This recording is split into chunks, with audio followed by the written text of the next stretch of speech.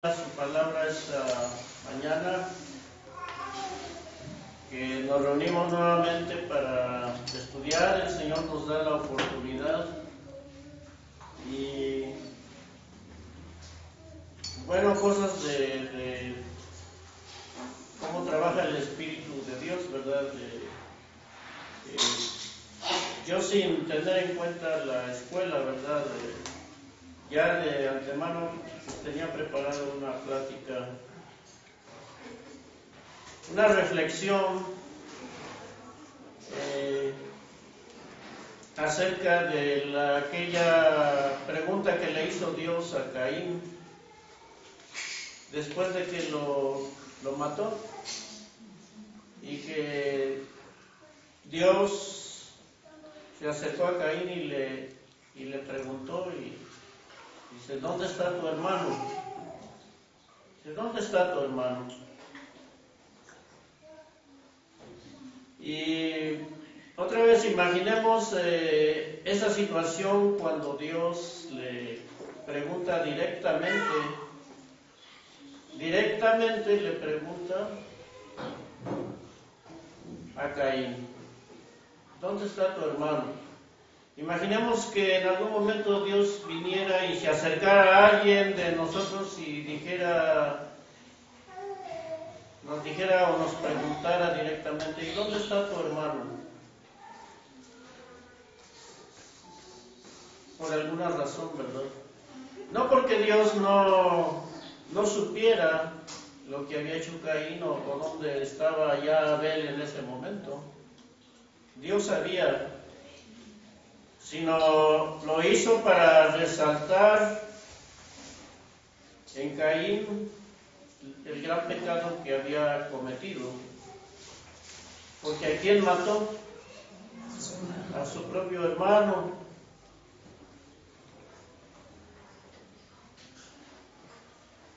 De su misma mamá, nacido de su misma mamá, del vientre de su misma madre.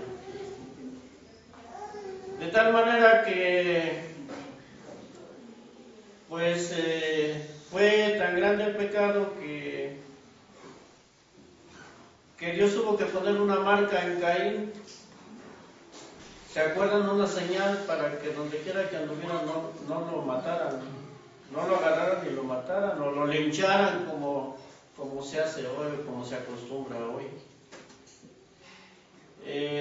Sin embargo, la respuesta de Caín, ¿cuál fue? Dice: no sé. Le dice: soy yo, guarda de mi hermano. ¿Qué clase de respuesta fue esta? ¿Cómo la calificaríamos? ¿Cómo la catalogaríamos? ¿Verdad? Esa respuesta él trataba de justificarse de alguna manera, pero esa respuesta lo condenó más. Su misma conciencia lo condenó. La lección, decía esta mañana, fue acerca de amor fraternal, amor de hermanos en la fe, ¿verdad?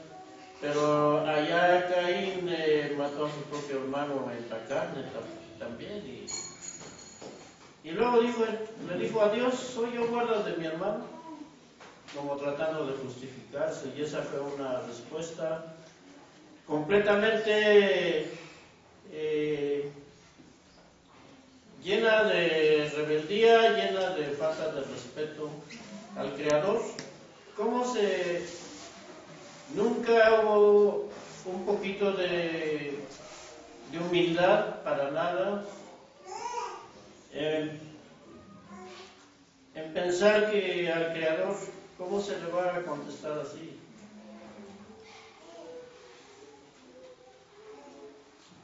Y entonces, hermanos, eso condenó a Caín, su propia conciencia. Así como a Judas, cuando se dio cuenta de lo que había hecho, ¿qué hizo? ¿Y quién le reclamó? propia conciencia, ¿verdad?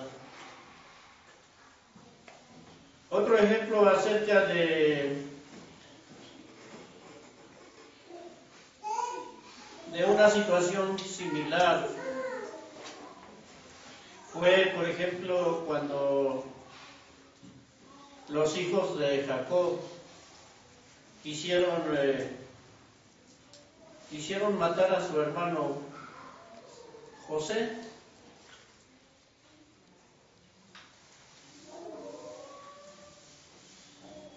Cuando Jacob mandó a José a buscar a sus hermanos y allá los halló y ellos lo vieron y dijeron, vamos a matar a este. ¿Por qué razón lo querían matar? Porque su papá lo amaba, dice, y le había hecho una ropa de colores, y porque tenía sueños, y sus sueños eran verdades.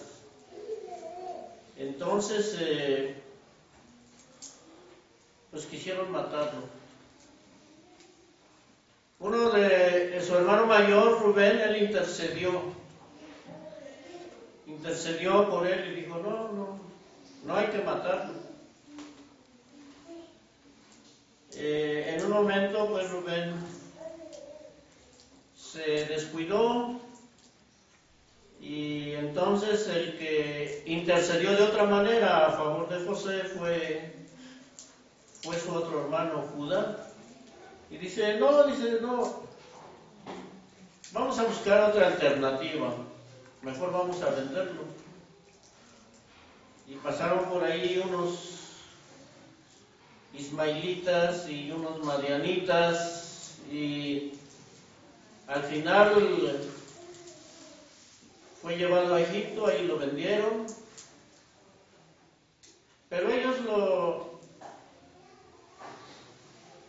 sus hermanos al final lo echaron ahí a una cisterna que afortunadamente no tenía agua, y de allí fue donde lo hallaron los ismaelitas, y luego a su vez parece lo vendieron a los madianitas, quienes lo llevaron a Egipto y lo vendieron a Potifar, el egipcio.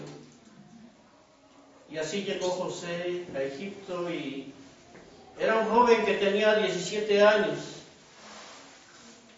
Y fíjense, todos sus hermanos mayores le hicieron eso. ¿Se imaginan cuando regresaron a la casa y Jacob les preguntó, porque no vio a José entre ellos, y les preguntó, ¿dónde está su hermano? ¿Dónde está José? ¿Se imaginan la incertidumbre de Jacob, el padre de todos ellos? Y luego le enseñaron las ropas, porque ¿qué fue lo que le contestaron? Le enseñaron las ropas ahí ensangrentadas de José, y ¿qué dijeron? No, pues ahí lo mataron unas fieras, y mira, aquí te traemos sus ropas ensangrentadas. Y la respuesta de Caín fue una respuesta llena de altivez, llena de arrogancia, de rebeldía. Y aquí la respuesta de los hijos de Jacob, ¿cuál fue? Un engaño,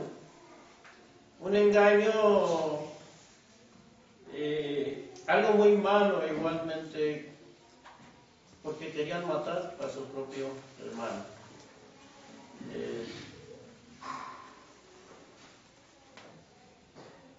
Tratando de encontrar qué es lo que mueve o promueve estas actitudes en el corazón del hombre.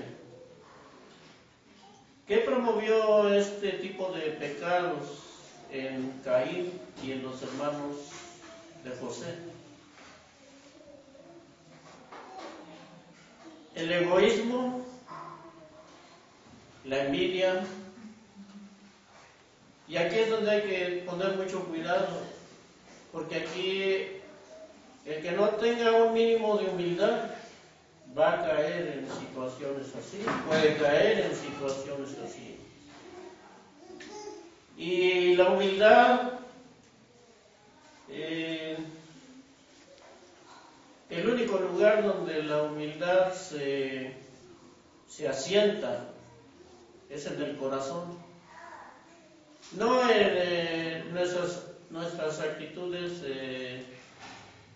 externas,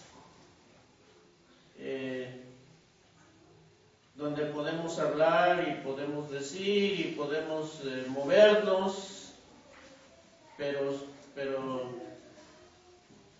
hasta allí no puede que haber. Es más, a veces hasta podemos hacer una reverencia, pero no puede haber humildad en nuestro corazón. Entonces, el único lugar donde verdaderamente se asienta la humildad es en el corazón.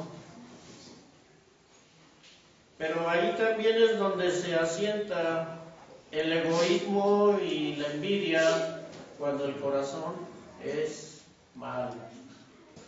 Cuando no queremos dar lugar a esa imagen y semejanza con que Dios nos creó.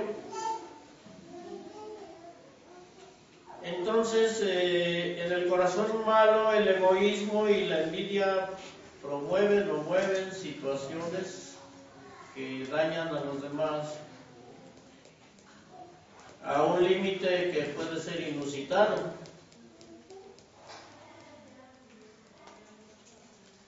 Podemos enojarnos, podemos molestarnos, pero como hijos de Dios debemos aprender a dominar la intensidad de nuestro enojo o nuestra molestia y no ir más allá. Porque nuestro corazón y nuestros pensamientos al final deben estar dominados por el Espíritu de Dios. Pero en Caín y en los hijos de José, ellos no supieron dominar eso y llegaron al extremo y actuaron como actuaron. En ellos no hubo ni un momento para reflexionar o para asimilar. Por ejemplo, en Caín, cuando Dios o su ofrenda de Caín no fue aceptable delante de Dios, ¿por qué Caín no se puso a reflexionar? Bueno, a lo mejor por algo Dios no acepta mi ofrenda, voy a tratar de ver por qué y a corregir, pero no. Lo invadió la molestia, lo invadió el yo soy. Y ahí fue donde llegó al extremo, ¿verdad? ¿Qué nos dice el egoísmo? ¿Cuál es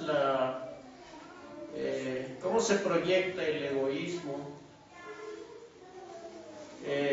Diciendo, yo soy mayor, yo soy el mejor, yo soy el más fuerte, yo soy el que sabe más.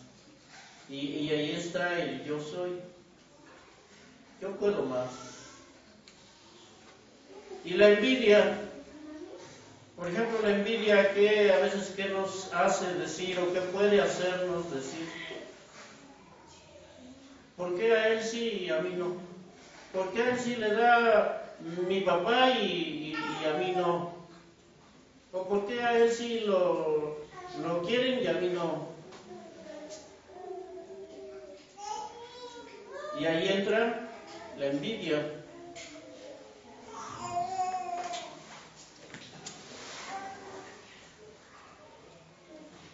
Y otra vez no nos ponemos a reflexionar que por algo a unos sí y a otros no. Y el egoísmo es un sentimiento muy muy fuerte y muy malo. Porque yo me creo lo mejor y lo mayor y no hay dos, el no hay dos.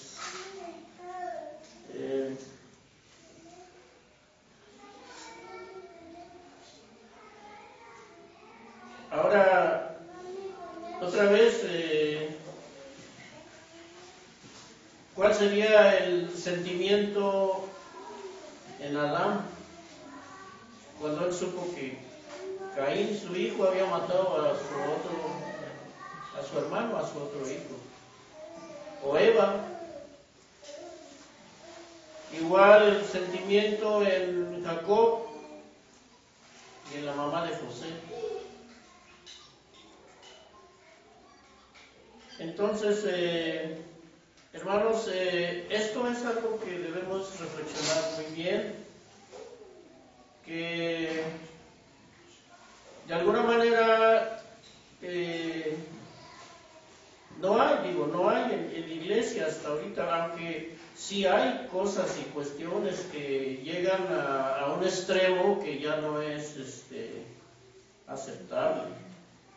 Pero por eso debemos tener esa fuerza del Espíritu Santo que nos ayude a controlar los límites de nuestro enojo, de nuestra molestia, de nuestro egoísmo, que lo quite Dios, ¿verdad? Que no haya en nosotros ningún sentimiento de este tipo.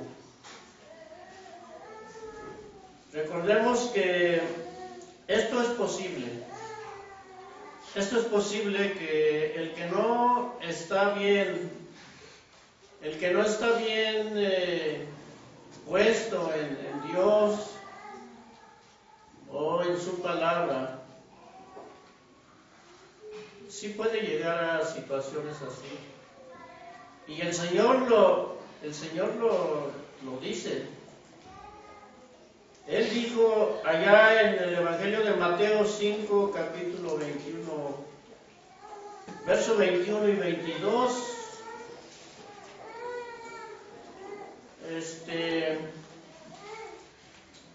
el que se enojare locamente con su hermano,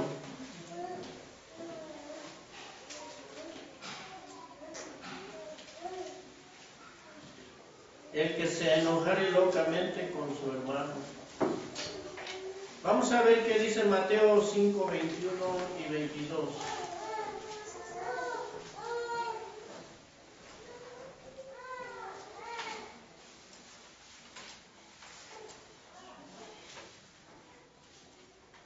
Oísteis que fue dicho a los antiguos: no matarás. Mas cualquiera que matare será culpado del juicio. Mas yo os digo que cualquiera que se enojare locamente con su hermano será culpado del juicio. Entonces, no es necesario matar a alguien físicamente, sino, dice el Señor, mas yo os digo que cualquiera que se enojare locamente con su hermano. Y a veces hay personas que se enojan locamente. ¿Qué querrá decir locamente? Por tonterías, a veces hasta por insignificancias, y se van al extremo. Eso es enojarse locamente. Y no saben medir la intensidad de su enojo o de sus palabras, y al rato ya están viendo mal, y al rato ya se dejaron de hablar, y sus actitudes son negativas completamente. Y eso no procede. Por supuesto que no procede. ¿Por qué? Porque, otra vez, aunque no maten al prójimo o al hermano o a la hermana de una manera física, sí le causan daño. Sí le causan daño, porque entonces los que son inocentes pues se sienten perjudicados, se sienten heridos, y empiezan a preguntar, ¿verdad? Pues, ¿qué le haría o qué le haría o qué no le hice, ¿verdad? Y pues, hermanos, es bueno reflexionar en esto porque otra vez Dios nos puede estar preguntando, ¿dónde está tu hermano?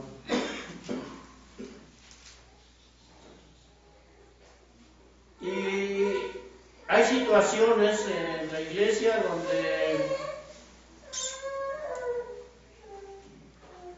donde el Señor habla de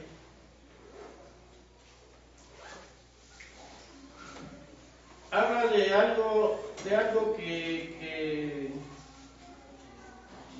que no debe haber, en los que conocemos la palabra de Dios. Yo os digo que cualquiera que se enojare locamente con su hermano será culpado del juicio, y cualquiera que dijere a su hermano raca será culpado del consejo, y cualquiera que dijere fatuo será culpado del infierno de fuego. Dice, por tanto, si tienes algo con tu hermano, dice, o si vas a traer algo al altar, primero ponte bien con tu hermano y después trae tu ofrenda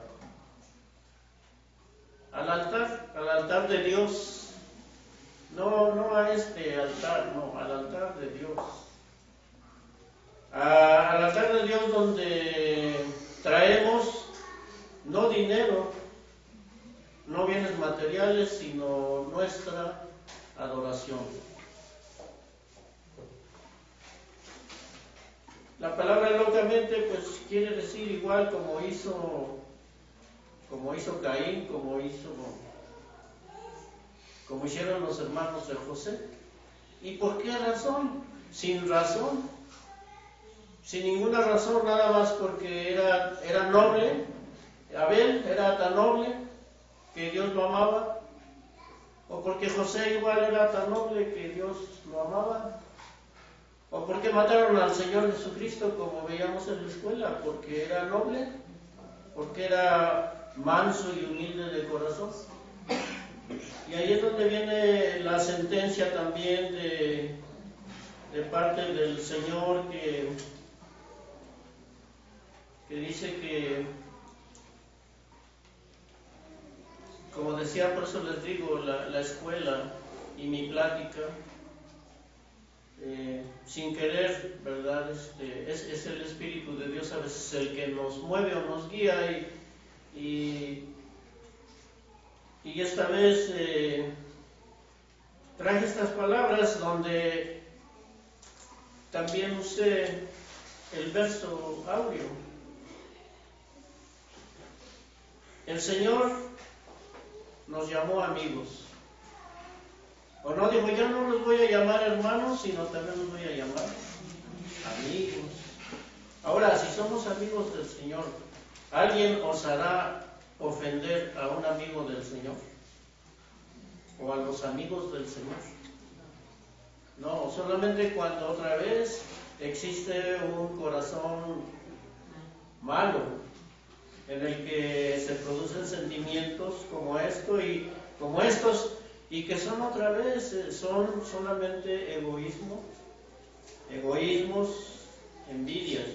Entonces nosotros, hermanos, la finalidad de esta plática es que nosotros como hijos de Dios debemos usar del Espíritu Santo y ser reflexivos, debemos ser entendidos, sabios, pacientes, comprensivos, y aunque a veces nos hacen, ¿verdad? Pero debemos nosotros controlar nuestra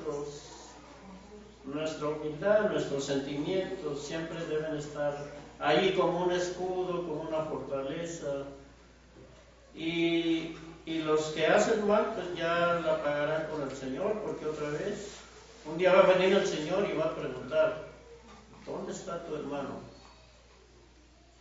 ¿Por qué no ayudaste a tu hermano? ¿O por qué si él te hizo esto, tú le devolviste mal por mal?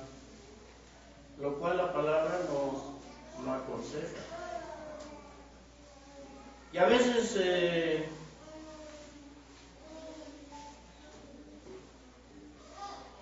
veces preferimos o llegamos a decir, yo prefiero no involucrarme, para que así yo no pueda ofender a nadie ni me ofendan.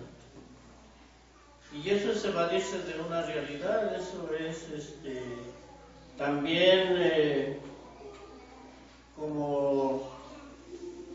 eso también es egoísmo.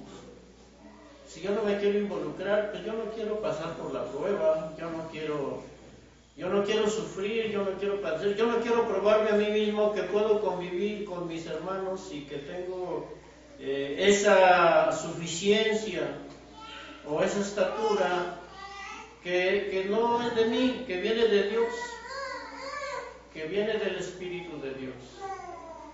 Entonces, el evadirse no es una solución, al contrario, hay que involucrarse con sabiduría, con amor, con paciencia, ¿verdad?